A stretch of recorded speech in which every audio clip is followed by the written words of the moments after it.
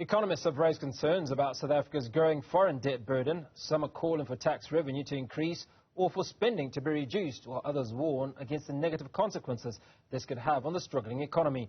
But the looming elections make it difficult to implement unpopular policies, even if they're necessary.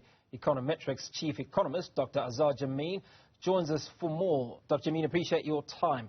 What is the current status of South Africa's government debt, and how has it changed in recent years? Since around 2009, the government debt proportionate to relative to the economy has increased enormously. In 2008-09, it was around 21-22% of GDP. It's now it's around 70% of GDP. The government projects it to rise to 78% of GDP by 2025-26. Private economists like ourselves think that the figure could turn out to be much higher at around 85% or more of GDP by then. In other words, more than quadruple proportionately what it was in 2009. And the negative effects of this are that, of course, if you become more and more indebted like that, then the interest payments on that debt keep burgeoning and crowding out the government's ability to spend on other more essential areas of society and the needs for social delivery. So you mentioned the year 2009, which is about 15 years ago. So what's gone wrong in the last 15 years that's seen total debt almost quadruple? Very simply, we had effectively a change of regime in South Africa. I know the ANC has remained in power all the time, but the leadership changed drastically and embarked upon a policy of radical economic transformation, which encapsulated a policy of trying to basically capture the resources of the country to benefit some of the people who took power, the levers of power at the time, and that saw a massive increase in corruption and the diversion of resources away from proper service delivery towards the pockets of a relatively small handful of individuals. And in recent years, we've been told that there are attempts to try and scale that process back, but we are yet to see too many benefits from that. Now, as we approach that election in a few months' time, the likelihood of government putting in place strict measures that would, I suppose, turn around the fortunes of the country are unlikely to happen. What are some of those policies that government should actually be implementing? Well, it is trying to implement some of these. Certainly the Ministry of Finance is trying to curtail the increases in social spending on welfare and rather to redirect activity towards more productive areas of the economy.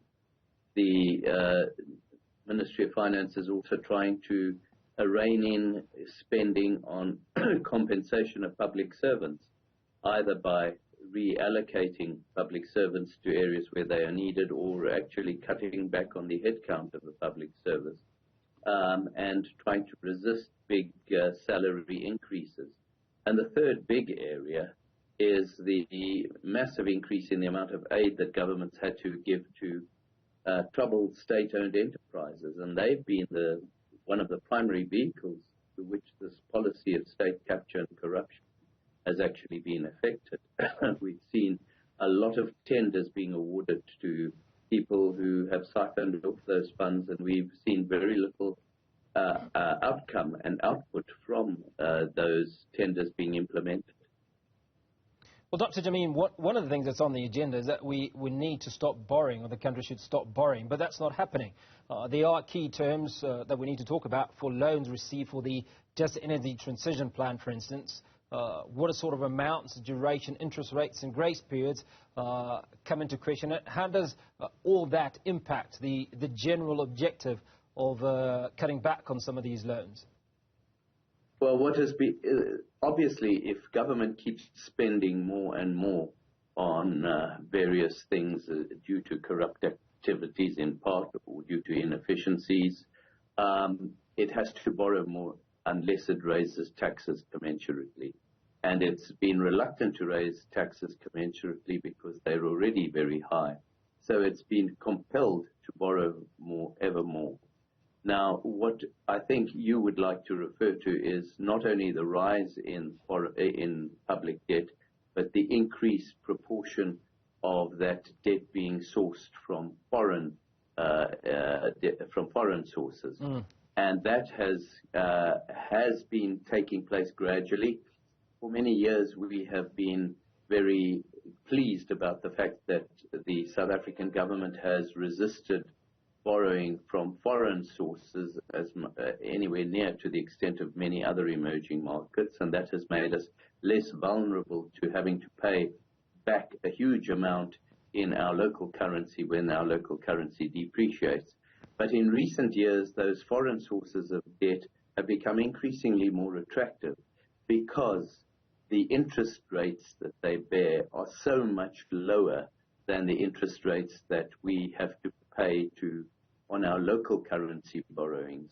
Our domestic financial institutions and foreign financial institutions, when they borrow in rands, are demanding that the South African government pay them anywhere between 10 and 13% interest on those loans, whereas the foreign loans are geared towards far lower international interest rates. Take dollars, they've gone up now to 4%, admittedly, but from 1%, but still that is 13%.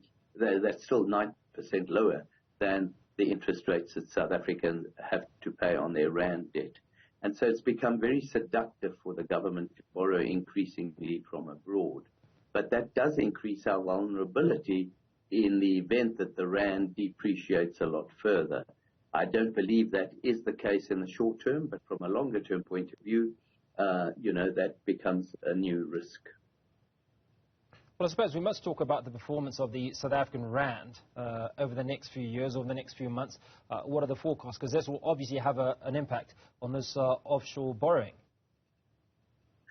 Well, the rand has depreciated substantially over the last couple of years, the last 18 months or so in particular. But there are a lot of factors that have contributed towards that. Some of them are from offshore, the fact that the dollar itself has strengthened, that interest rates around the world have started rising a lot, and that has made it essential for South Africa to have even higher interest rates in order to keep attracting foreign money. Secondly, though, the South African trade balance has deteriorated in line with falling commodity prices. We've also seen government, and this has been a very important part of it, through 2021 and 2022, the government received a bonanza in terms of high tax revenue receipts from high commodity prices, especially the prices of coal and platinum group metals and iron and steel. Now, in the last year, those have tumbled, and so the government is getting far less from company tax than it was getting prior to that. So our tax revenues have fallen, so the need to borrow more has increased enormously and way in excess of what was budgeted for. And that has not pleased international investors wanting to borrow our debt. A third factor has been the grey listing of the country for being perceived not to be doing enough to fight money laundering.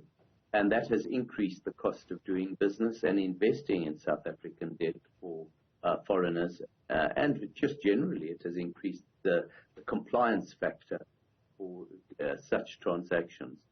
Fourthly, the South African government has engaged in foreign relations that have appeared to be unpopular with many areas of many areas from whom we derive foreign investment, most notably United States, but Europe as well. For example, our dalliances with Russia, and more recently, what has been unpopular with those foreign investors has been our moves against Israel and in favor of Hamas. And that has also detracted from their willingness to buy South African debt. And the result is that the rand has had to fall further and further in order to be attractive enough for people to want to buy our debt. It's got to the point now where the rand is so cheap that one doesn't believe in the current circumstances that it has that much further ground to go downhill unless we have, and this is the fifth factor, political changes that appear to be very unpopular with capitalists.